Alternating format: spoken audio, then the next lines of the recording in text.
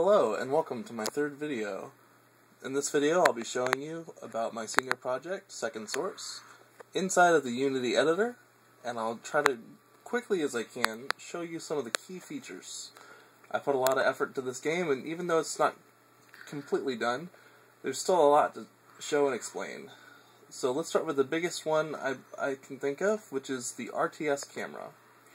This camera is what allows the player to feel like they're playing an RTS video game by providing an over-the-top view of the entire battlefield. They can move the mouse left and right, up and down, to pan around the battlefield.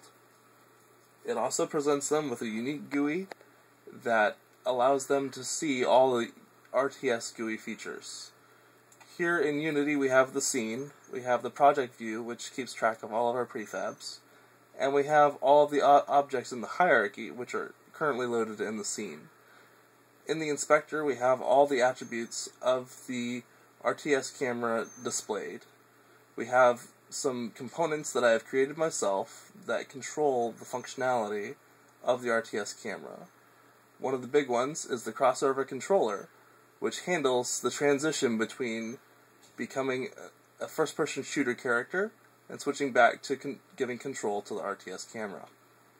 We can take a look briefly at the code by using Unity's built-in code editor, which is called MonoDevelop. It allows you to sync your project between Unity and your coding as you're developing the project. Here we have the coding for RTS GUI. RTS GUI keeps track of how to display the buttons that are used to deploy units and buildings. We also have the mouse control, which allows us to display a unique picture for our mouse cursor. I won't overload us with code, so let's look at the actual items in the inspector. Here we have different selectors that the RTS mouse control allows us to use, drag and drop, and place into the editor to be used in the game. So the RTS camera controls a lot of what's going on in the game. When you select a unit and you change to first-person mode, here we have a unit selected for us to view, the RTS camera takes control of the transition to switch between the states.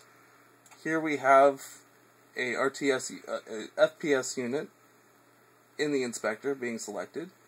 It comes with some built-in characteristics such as the character controller, mouse look, and character motor, but some other things I had to add myself were a shooter script to allow the unit to fire a projectile, a mortal script that keeps track of his health, and other attributes that allow the character to live and interact with other objects. And I have a team affiliation script which keeps track of which team certain units are assigned to, whether it be the player team or the enemy team. Another big feature in this game is the energy source. The energy source is the main goal of this game. The objective is to capture it and hold on to all of the energy sources in the level. It can be seen in energy source state diagram in the senior project paper, as well as throughout the documentation. I have created many assets for this game.